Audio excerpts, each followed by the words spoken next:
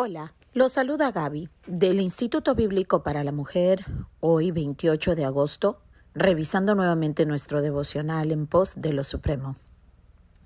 El título de hoy es El propósito de la oración. La cita la encontramos en Lucas, capítulo 11, versículo 1, donde dice lo siguiente. Uno de sus discípulos le dijo, Señor, enséñanos a orar. Oremos. Padre amado, reconocemos que por más que Jesús nos haya enseñado a orar, siempre regresamos a nuestros patrones de independencia y de autosuficiencia. Y no acudimos a ti antes de correr a todo lo que pueda ser para nosotros una solución. Como si no quisiéramos molestarte. Pero en el fondo no es eso, Señor, sino que somos independientes y autosuficientes. Y sabemos que tú estás comprometido a que terminemos con la naturaleza antigua. Así que yo te ruego que nos perdones y que nos ayudes. Todo te lo pedimos en la autoridad y el nombre que tú mismo nos hiciste llegar. El nombre de tu Hijo Cristo Jesús. Amén y amén. Bueno, hermanos, como siempre, aunque los títulos varían, el material siempre está enfocado en una ayuda hacia el crecimiento como discípulo de Cristo. La palabra del Señor dice que el Padre nos ha separado y nos ha redimido efectivamente por medio del sacrificio de su unigénito. Este primogénito Dios puso en nuestro lugar para redimirnos, para expiar nuestros pecados y para propiciar la deuda que jamás hubiésemos podido pagar. Por eso que en Cristo hemos sido reconciliados y ya no somos aquellas personas que nacieron en este mundo separados de Dios en todo. Ya no estamos espiritualmente muertos, sino ahora hemos sido vivificados, hemos sido regenerados por su Espíritu Santo, es lo que nos comunica su palabra. Entonces, basado en todo esto, es decir, basado en el pacto que la Trinidad hizo desde antes de la fundación del mundo para redimir al perdido, no solamente al perdido, sino para redimir y restaurar todo lo perdido. En base a la redención es que podemos tener entrada en el trono de gracia de nuestro Padre. En base a la redención es que hemos sido adoptados en el amado y para siempre viviremos con Él en la nueva tierra y en el nuevo cielo. Así que somos sus discípulos, somos sus testigos y atestiguamos que Cristo es el enviado, el Mesías, el Cristo que el Padre prometió desde antes de la fundación del mundo. Así que veamos nuevamente cuál es el propósito de la oración. Nos dice el autor, el hermano Oswald Chambers, que la oración no constituye una parte normal de la vida del hombre natural. Recordemos que cuando nosotros no éramos de Cristo, el orar no constituía parte de nuestra rutina, parte de nuestra vida. De pronto acudíamos como quien acude a un amuleto de suerte en un momento de desesperación, pero el estar en oración, es decir, en una comunicación viva con Dios, no era parte de nuestra vida natural. Dice que escuchamos decir que la vida de una persona se resentirá si no ora. Sin embargo, dice él que duda que esto sea cierto. Veamos a qué se refiere. Dice que no es nuestra vida la que sufre cuando dejamos de orar. La vida que sufre en nosotros cuando dejamos de comunicarnos con el Padre es la vida del Hijo de Dios en nosotros. ¿Por qué? Porque el Hijo de Dios, es decir, Cristo en nosotros, se alimenta de esa comida. Digamos, ¿qué comida? De hacer la voluntad de Dios. No se alimenta como nuestro cuerpo y como el hombre natural de una comida física, sino el Hijo de Dios se alimenta a través de la oración. ¿Queremos crecer en el conocimiento y en la voluntad y en el carácter y la naturaleza de Cristo? Debemos pasar tiempo en oración, es decir, en una comunicación consciente, voluntaria y constante con el Señor.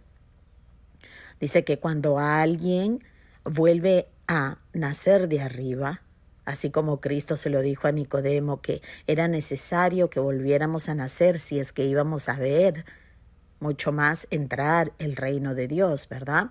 Dice que cuando alguien nace de arriba, nace en él la vida del Hijo de Dios y puede o bien hacer que esta vida padezca hambre, o sea que la tenemos descuidada, o podemos alimentar la vida de Cristo en nosotros por medio de la oración y la oración centrada en la revelación de la palabra de Dios.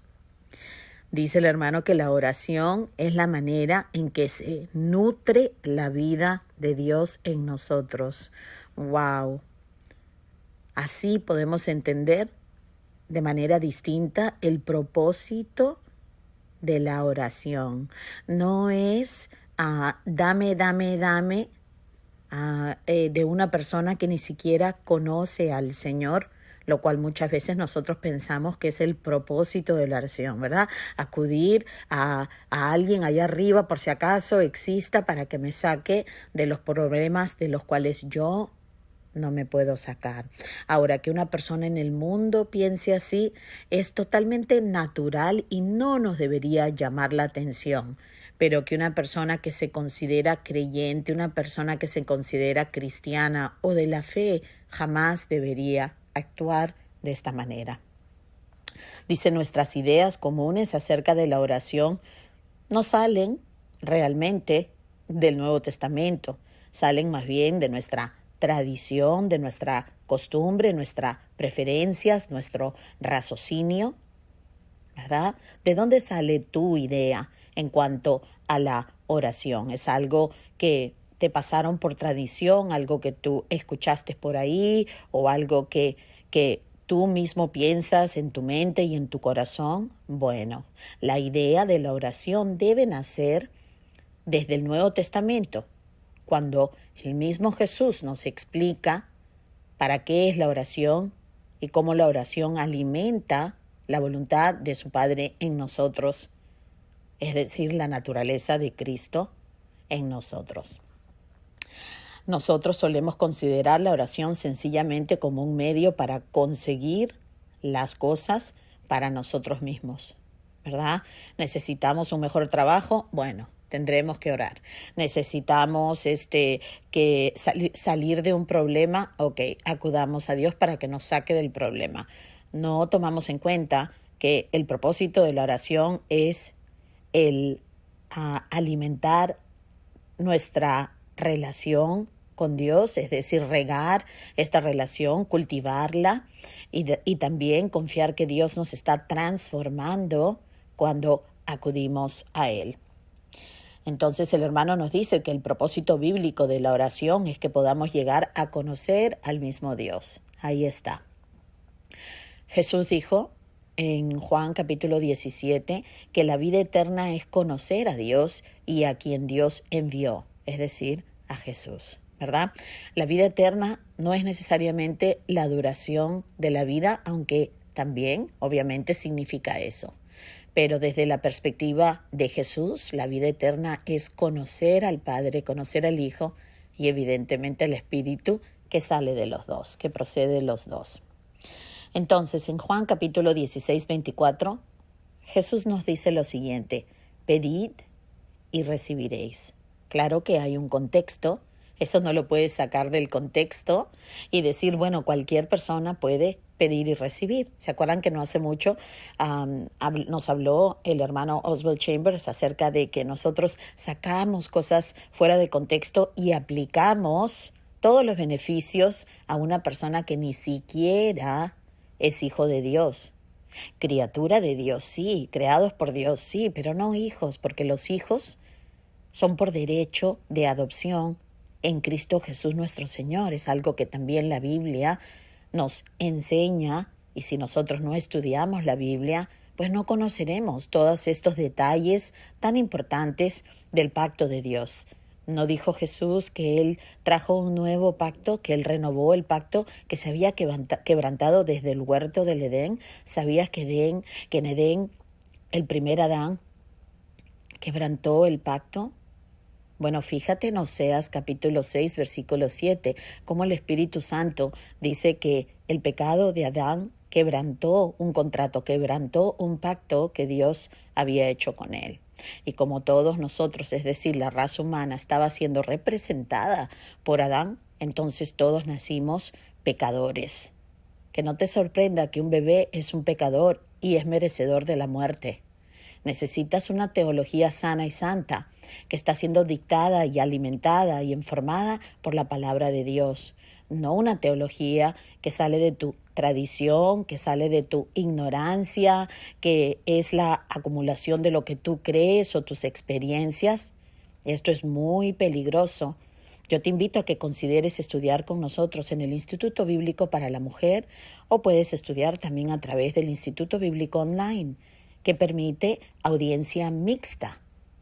Si te sientes débil en tu teología y necesitas un conocimiento fundamental de la Biblia, te recomendamos de todo corazón que consideres estudiar con nosotros.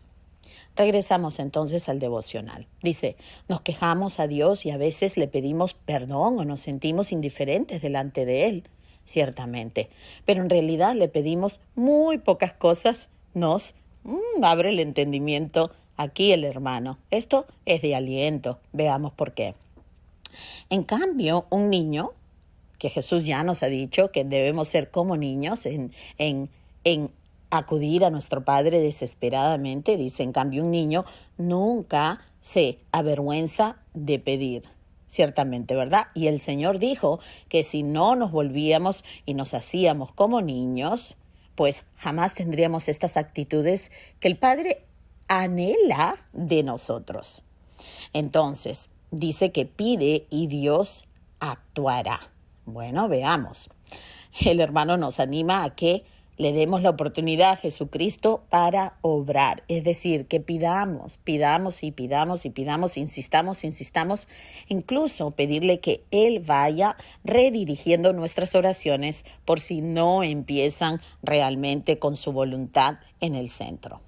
El problema es que nadie de nosotros lo hace, es decir, pedir, hasta que nos encontramos al límite de nuestros recursos. Y si somos honestos, tenemos que aceptar que es así. Primero acudimos a cualquier otra persona, nuestras propias fuerzas, antes de humillarnos y venir como un niño. Sin embargo, el hermano nos dice que cuando llegamos a ese límite, ya no nos parece una cobardía orar, porque ya sentimos que hemos pegado fondo.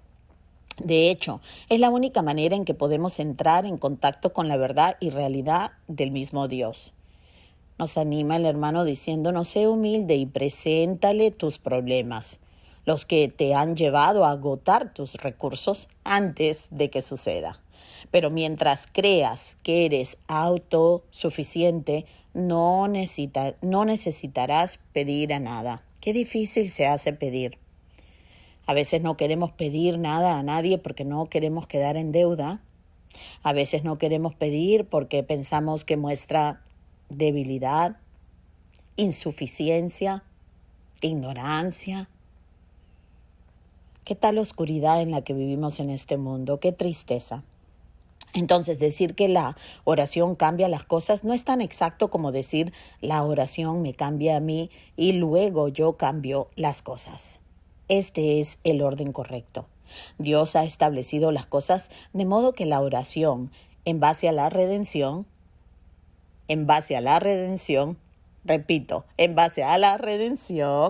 sumamente importante, hermanos. Todo es en base a la redención. Entonces, cambia la forma en que nosotros las contemplamos. La oración no es cuestión de cambiar las cosas externamente, no, sino de obrar milagros en la naturaleza interior de la persona, y esto lo hace Dios. Bueno, veamos qué nos toca mañana. El título es La insuperada intimidad de la fe probada. ¡Wow! Suena maravilloso.